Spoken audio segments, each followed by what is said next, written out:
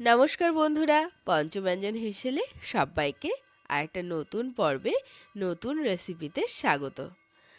আজ করছি নিরামিষ আলুর দম। যেহেতু এখন শীতকালে কিন্তু বাজারে এই রকম ছোট ছোট আলু প্রচুর পরিমাণে পাওয়া যায়, আর বিশেষত নতুন আলু। এই নতুন আলুর দম খেতে কিন্তু ভীষণ ভালো লাগে। তো এখানে খোসাগুলো ছাড়িয়ে পরিষ্কার করে নিয়েছিলাম। আর এদিকে দেখুন তেলটা বসিয়ে দিয়েছিলাম। এখানে আমি রিফাইন অয়েল ব্যবহার করেছি। দিয়ে দিলাম হাফ টিস্পুন মতন জিরে ফোড়ন।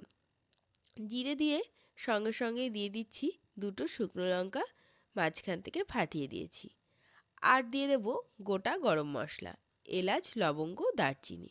এগুলোর যে একটা বেশ সুন্দর সুগন্ধটা বেরিয়ে আসবে, তখন এখানে পরিষ্কার করে ধুয়ে রাখা আলুগুলোকে ছেড়ে দিচ্ছি।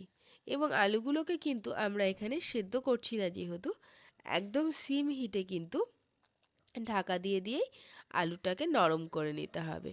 সেদ্ধর থেকে কিন্তু এইভাবে ভেজে ভেজে আলুটাকে নরম করলে তার স্বাদটা কিন্তু অনেক বেশি ভালো হয়। এখানে দিয়ে দিচ্ছি পরিমাণ মতন লবণ, তার সঙ্গে দিয়ে দিচ্ছি পরিমাণ মতন হলুদ। এবার মোটামুটি নাড়াচাড়া করার পরে 10 মিনিট মতন ঢাকা দিয়ে সিম হিটে রেখে দেব। তবে মাঝে একবার নাড়াচাড়া করে নেব, তাহলেই কিন্তু আলুগুলো দেখা যাবে খুব সুন্দরভাবে কিন্তু নরম হয়ে গেছে। তো চলুন এবার ঢাকা দিয়ে 10 মিনিট পরে আমরা ফিরে আসব। তো 10 মিনিট পরে দেখুন আলুগুলোর অবস্থা কী রকম হয়েছে। ভেতরটা কিন্তু দেখে মনে হচ্ছে যে আলু হয়ে গেছে। চলুন তাহলে একটা আলু দেখে নেওয়া যায় যে হয়েছে কি না। হ্যাঁ, দেখুন আলুটা কিন্তু আমাদের একদম হয়ে গেছে। তো এবার আমরা মশলাগুলো অ্যাড করতে থাকবো। এখানে দিয়ে দিচ্ছি হাফ টিস্পুনের থেকে সামান্য একটু বেশি আদা বাটা। আদা বাটাটা দেওয়ার পরে ততক্ষণই আমরা নাড়াচাড়া করব যতক্ষণ না আদার কাঁচা গন্ধটা বেরিয়ে যাচ্ছে তরকারি থেকে। ততক্ষণ আমরা একটু ভালো করে কষিয়ে নেব। আর এই আলুর দমে না খুব বেশি মশলারও কিন্তু প্রয়োজন হয় না। নতুন আলুর একটা আলাদাই একটা স্বাদ এবং গন্ধ রয়েছে। তারপরে দিয়ে দিচ্ছি 2 টেবিল চামচ মতন ধনে এবং জিরে বাটা, আর তার সঙ্গে টমেটো এবং পাকা লঙ্কা। এখানে একটা মাঝারি সাইজের টমেটো আর তার সঙ্গে 5টা পাকা লঙ্কাকে একসঙ্গে পেস্ট করা রয়েছে। এই মশলাগুলোকে দিয়েও আরেকবার একটু কষিয়ে নেব।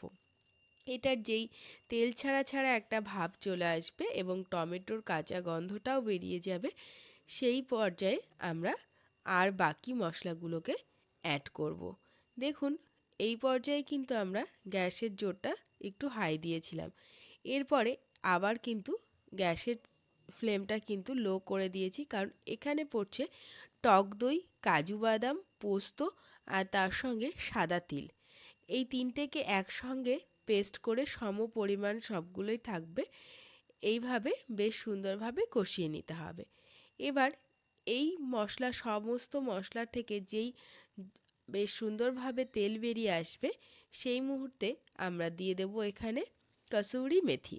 কসুরি মেথিটা আপনারা কাঠখোলায় ভেজেও গুঁড়ো করে দিতে পারেন, বা এরকমভাবে হাতে ঘষেও কিন্তু ছড়িয়ে দিতে পারেন। তবে এই আলুর দমে একটু দেখতে পাওয়া এরকম অবস্থায় দিলে বেশি ভালো লাগে, দেখতে ভালো লাগে এবং স্বাদেও ভালো লাগে। কসুরি মেথিটা দেওয়ার পরে আরও একবার আমরা এইভাবে নাড়াচাড়া করে নেব। তারপরেই দিয়ে দেব এখানে মশলা ধোয়া জল, এবং তার সঙ্গে যতটা জলের প্রয়োজন হবে সেই পরিমাণে জলটা দিয়ে দেব। এখানে যেহেতু আমরা আলুর দমটা খুব বেশি গ্রেভি রাখবো না, একটু শুকনো শুকনোই রাখবো, এই আলুর দমটা কিন্তু লুচি, পরোটা বা কোনো রকম রাইসের সঙ্গেও কিন্তু বেশ ভালো মানানসই। তো এবার সামান্য সময় একটু ফুটে উঠলেই দিয়ে দেব এখানে আমরা 1 টেবিল চামচ ঘি।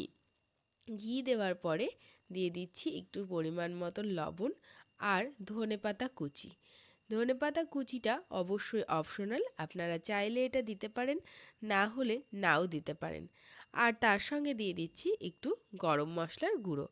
ব্যাস, তাহলেই কিন্তু আমাদের রান্নার আর কোনো উপকরণও পড়ছে না। এবার গ্যাসের ফ্লেমটা বন্ধ করে খানিকক্ষণের জন্য স্ট্যান্ডিং হিটে রেখে দেব। আর তারপরেই কিন্তু আমরা সার্ভ করব আলুর দম। তো আজকের ভিডিও কেমন লাগলো অবশ্যই জানাবেন কমেন্ট বক্সে। আর ভালো লাগলে অবশ্যই লাইক শেয়ার কমেন্ট করতে ভুলবেন না। যারা নতুন এসেছেন পঞ্চব্যঞ্জন হেসেলে তারা ভালো লাগলে অবশ্যই সাবস্ক্রাইব করে পাশে থাকবেন।